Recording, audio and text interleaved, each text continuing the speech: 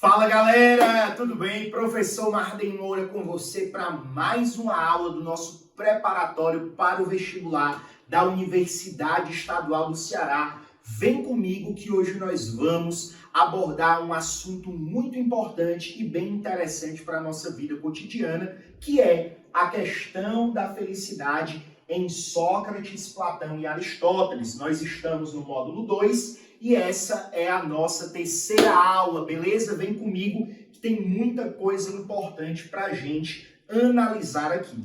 A primeira coisa que a gente precisa saber, que é a questão da felicidade, diz que sempre que nós falarmos em felicidade, nós não podemos pensar em felicidade como nós pensamos hoje. A felicidade, para o grego, é aquilo que ele chamava, de eudaimonia. Essa felicidade, portanto, não é uma felicidade passageira, não é uma felicidade efêmera ou contingente. É uma felicidade que traz para aquele que a possui toda uma tranquilidade e uma sensação de que aquilo que ele sente e que ele considera felicidade é permanente, perfeito? Então essa é uma das primeiras coisas que a gente precisa saber relacionada à felicidade. É bem verdade que a questão da felicidade para Sócrates, Platão e Aristóteles sempre vai estar ligada à questão da virtude. Nós vimos nas duas primeiras aulas do módulo 2 que Sócrates e Platão concebem ideias bem semelhantes acerca da virtude. Não é à toa que para Sócrates a felicidade ela está atrelada àquilo que ele chama de autoconhecimento, a busca de se autoconhecer. E por essa razão, uma expressão muito perspicaz para Sócrates que indica que esse ser humano está na busca e, portanto, na futura posse da felicidade é a expressão conhece-te a ti mesmo. A felicidade, ela não mora fora do ser humano, ela está no interior do ser humano. E esse ser humano que se autoconhece, ele só pode de fato chegar a esse conhecimento de si, a esse autoconhecimento, quando ele entende que ele não sabe de nada e que o conhecimento vai ser uma busca constante pelo saber das coisas que estão fora dele, mas também daquilo que está dentro, daquilo que essa pessoa é. Por isso que esse conhece-te a ti mesmo vai trazer um desejo insaciável nesse ser humano pela busca do prazer. Olha só, quando eu passo a me autoconhecer, eu vou entender que a minha felicidade ela vai estar atrelada ao prazer. Só que esse prazer não é qualquer tipo de prazer, não é um prazer desregrado, não é um prazer que as coisas exteriores ou que a carne poderia me dar ou sanar. Esse prazer é um prazer ligado à sabedoria. Esse prazer é um prazer ligado à virtude. Esse prazer é um prazer ligado a uma ação valorosamente correta. Então, quando nós estamos falando no conhece-te a ti mesmo, eu vou olhar para mim, vou me autoconhecer, vou entender que a minha vida, ela deseja alcançar um prazer, mas que esse prazer não é um prazer efêmero, não é um prazer passageiro, mas um prazer constante. E o prazer constante, o prazer que não é contingente, que não é efêmero, que não é passageiro, é o prazer interligado, vinculado, associado à sabedoria. Por isso que esse prazer é um prazer ligado à sapiência, à sabedoria, tá bom? Vamos colocar sapiência, mas lembre-se que sapiência é a mesma coisa que sabedoria. Então, para Sócrates, o homem feliz é o homem que busca se autoconhecer. Nesse autoconhecimento, ele vai entender que ele nasceu para ter um prazer, mas não é um prazer passageiro, e que os prazeres passageiros, enquanto são movidos por questões não ligadas à sabedoria, o prazer que é constante é aquele prazer que estaria ligado à sabedoria. E você lembra bem da nossa aula sobre a teoria das virtudes em Sócrates, que Aquele que possui sabedoria possui o quê? Possui a virtude. E essa virtude é a excelência de uma ação. Platão, que foi discípulo de Sócrates, ele também entende que a felicidade do homem está vinculada a uma ação virtuosa. Nós vimos a teoria das virtudes de Platão. Mas, segundo ele, se nós tivéssemos que definir quem é o homem feliz ou o que é a felicidade, nós precisaríamos definir isso em vista daquilo que Platão chama de bem. Por isso que a vida feliz para Platão, ou seja, a eudaimonia, que é aquilo que de alguma forma atrai a vida das pessoas, as pessoas elas se movem procurando a sua própria felicidade, essa vida feliz seria o bem do homem. Só que bem aqui, esse bem com B maiúsculo, não é o bem também físico. Lembrem-se que Platão, ele está vinculado àquilo que nós vamos chamar aqui, ó, deixa eu escrever para vocês, de dualismo, isso Platão, tá? Dualismo antropológico, tá certo? Esse dualismo antropológico diz que o homem, ele é um composto. Professor, o homem é um composto de quê? De corpo, certo? E alma. A parte mais baixa do homem seria o corpo. Por quê? Porque ele é o cárcere da alma. A alma, então, seria aquela parte em que nós poderíamos encontrar o verdadeiro homem. Esse dualismo antropológico indica que esse verdadeiro homem, que é a alma, vai buscar esse bem, que não é um bem materializado nas coisas, não é dinheiro, não é fama, não é o amor da sua vida, mas esse bem seria o quê? Seria a própria noção de bem que estaria no plano inteligível. Por isso que esse dualismo antropológico de Platão, ele vai estar ligado ao que nós chamamos de dualismo ontológico. Dualismo ontológico, tá bom? O antropológico é em relação ao homem, corpo e alma. O ontológico é em relação ao plano material e ao plano imaterial, aquele que nós chamamos de plano das ideias, de mundo das ideias ou de mundo suprassensível. Assim sendo, para Platão,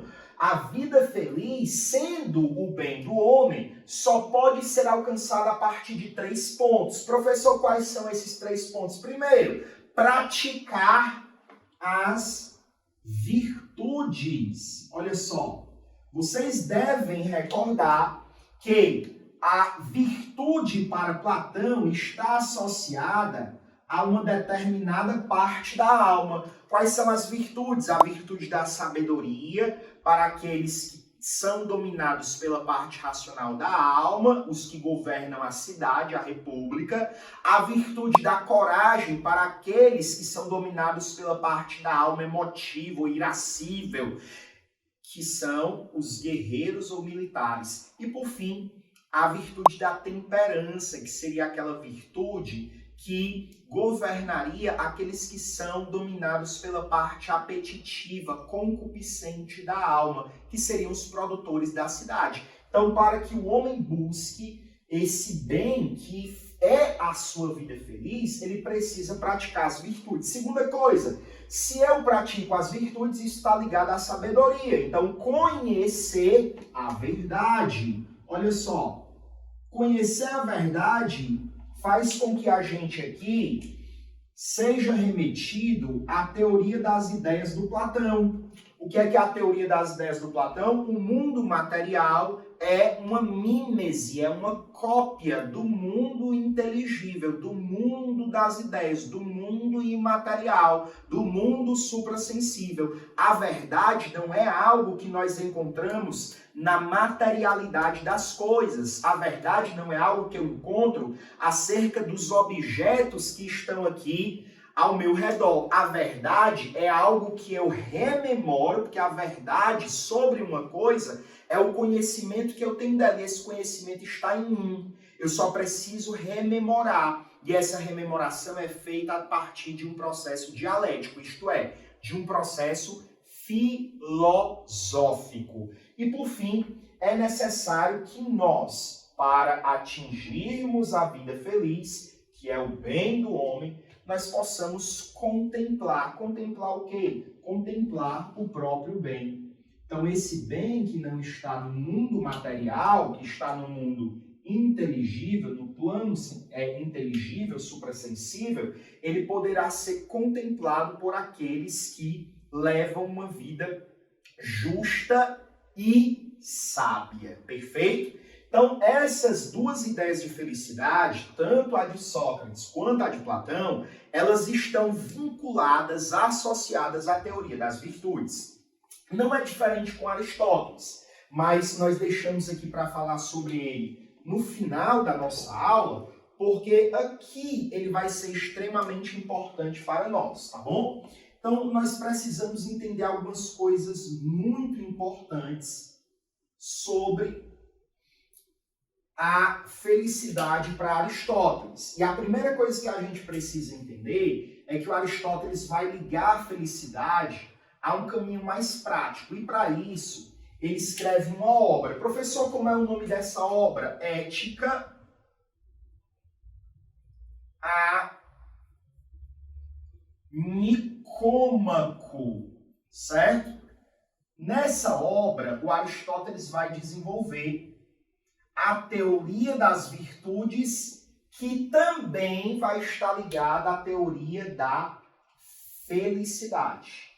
Primeira coisa que o Aristóteles coloca logo no início da Ética a Nicômaco: todas as coisas tendem para um determinado fim. As coisas fazem o seu papel tendo em vista uma finalidade, um objetivo. É por isso que a ética aristotélica é uma ética teleológica. Ou seja, é uma ética que nós vamos dizer, certo? Finalista, certo? Por que finalista?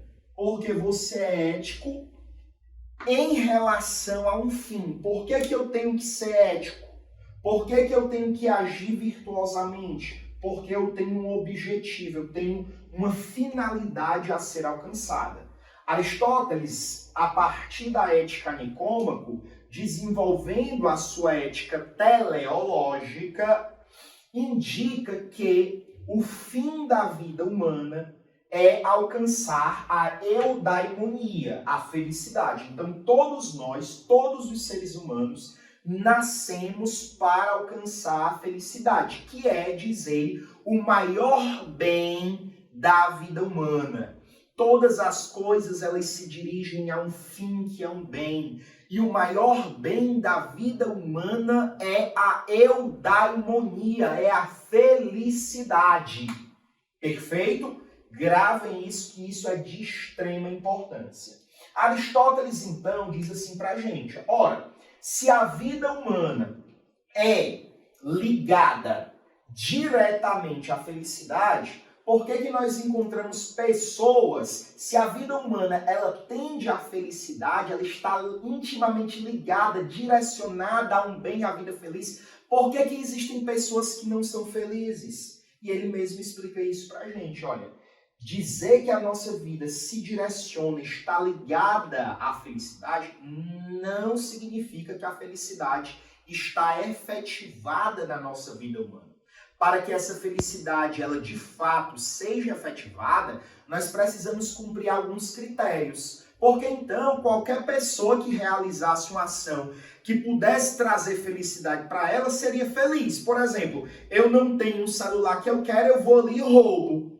Estou sendo feliz com isso momentaneamente, mas se a polícia me pegar, o que acontece? A minha felicidade acabou. Então, não são quaisquer ações que nos levam à felicidade. Para que nós consigamos alcançar aquela felicidade que é constante, a felicidade que não pode ser tirada de nós, nós precisamos cumprir alguns critérios. Aí Aristóteles diz, o primeiro critério, certo, que nós precisamos levar em consideração para a gente alcançar a felicidade é o critério relacionado à virtude, certo?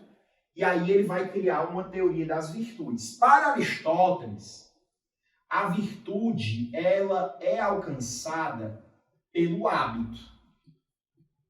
Observem que para Platão, as virtudes, elas estavam ligadas a uma determinada parte da nossa alma. Aristóteles diz, a virtude, ela é adquirida pelo hábito. Ou seja, é no cotidiano prático das minhas ações que eu vou aprendendo a ser virtuoso, tá bom? Essa teoria das virtudes de Aristóteles indica que a virtude ela está no meio termo. Então a virtude é o meio termo. Mas, professor, a virtude é o meio termo entre o quê? Vamos lá. Aristóteles diz assim, a virtude ela é o meio termo entre dois extremos. Então, observa aqui, ó. Você tem dois extremos e bem aqui você tem o meio. Então, a virtude, né, ela estaria aqui nesse pontinho aqui, que seria o meio termo. Mas esse meio termo é o meio termo de quê? É um meio termo entre dois extremos. Esse extremo 1 aqui, ó, é o extremo em que você vai ter a falta da virtude. Então, o extremo 1 é o extremo pela falta, certo? Então, Aristóteles diz, a virtude é adquirida pelo hábito, a virtude é o meio termo. Essa virtude que é adquirida pelo hábito, pelo meio termo, ela é o meio termo, certo? Ela é a justa medida, ela é a mediania entre duas ações extremadas. Um extremo é o extremo pela falta. O extremo 2 que está aqui, ó, certo? Extremo 2 é o extremo que nós vamos chamar aqui pelo excesso. Então, um extremo é pela falta, um extremo é pelo excesso. Professor, me dá um exemplo mais prático. A coragem é uma virtude. A virtude ela não pode faltar, ou seja, nós não podemos ter uma ação virtuosa em que a virtude ela esteja de alguma forma ausente, mas também essa virtude ela não pode ser excessiva. A coragem é um bom exemplo para isso. Observa só, meio termo, a virtude é a coragem. Qual é que seria a falta da coragem? Uma pessoa que não tem coragem é a pessoa covarde, né? Então imagina só, a pessoa covarde é aquela a quem falta a virtude da coragem. Ela não tem essa virtude. Mas aquela pessoa que tem a coragem em excesso é o valentão, é aquele que não tem medo de nada, é aquele que, se um exército de 50 mil homens vier contra esse único valentão, ele vai querer enfrentar ao invés de fugir. Por quê? Porque ele tem a coragem em excesso. Então, para Aristóteles, a virtude ela não pode ser encontrada jamais, tá, nos extremos. A virtude ela sempre vai estar no meio termo. Esse meio termo, presta atenção, ele sempre vai indicar uma ação baseada na prudência. Daí porque alguns filósofos mais tarde, com base em Aristóteles, vão dizer que a prudência é a mãe de todas as virtudes. Observem que essa prudência, que indica uma virtude, uma ação que está no meio termo, ela é também ligada a algo racional. A minha deliberação é escolha, sempre vai levar em consideração a racionalidade. Opa! Em algumas determinadas ações, para eu ser corajoso, eu preciso admitir que eu não posso enfrentar um exército de 50 mil homens, então eu vou fugir. Eu estou sendo corajoso aí, eu não estou sendo covarde. Né? Se eu enfrentar, eu não estou sendo corajoso. Desculpa a expressão, mas eu estou sendo burro. Eu sei que eu vou morrer contra 50 mil, eu sei que eu vou morrer, a não ser que eu seja o Goku transformado no Super Saiyajin 4, né? Enfim, é uma brincadeira, tá, pessoal? Mas imagina só, não existe isso, tá? Lutar sozinho contra 50 mil homens é burrice. Então, a racionalidade sempre vai me levar a fazer aquilo que é mais prudente, aquilo que está no meio termo e aquilo que eu aprendo no cotidiano com os meus erros e acertos, para que eu me torne uma pessoa, né, virtuosa. Então, a virtude é o primeiro critério que eu preciso cumprir para alcançar a vida feliz, para alcançar a eudaimonia. Professor, quais são os outros critérios, tá bom? Outros critérios. O critério de você ter amigos. Então, a amizade é necessária para que você busque, né, para que você seja uma pessoa feliz. A terceira coisa são posses. Né? Uma pessoa que é paupérrima, extremamente pobre, dificilmente ela vai conseguir alcançar a eudaimonia. Então, eu preciso que as pessoas elas tenham algumas posses. E a última coisa é que uma pessoa que não vive em um estado justo, e a gente vai voltar a isso na filosofia política de Aristóteles, uma pessoa que não vive num estado justo, ela também não vai conseguir alcançar a felicidade. O que é o quarto critério? É que você viva num estado cujo governo busque o bem comum, ou seja, a felicidade de todos. No momento que você vive num estado corrompido, a sua felicidade ela vai, de alguma forma, ser, digamos assim, tolhida. A sua felicidade ela vai ser castrada. Você não vai conseguir ser feliz, tá bom? Então, praticamente, a UES cobra esse tópico do edital, a questão da felicidade em Sócrates, Platão e Aristóteles, a partir desses conhecimentos, desses macetes que eu acabei de dar para vocês, tá bom? Fiquem bem e a gente sempre se encontra na próxima aula. Valeu, pessoal!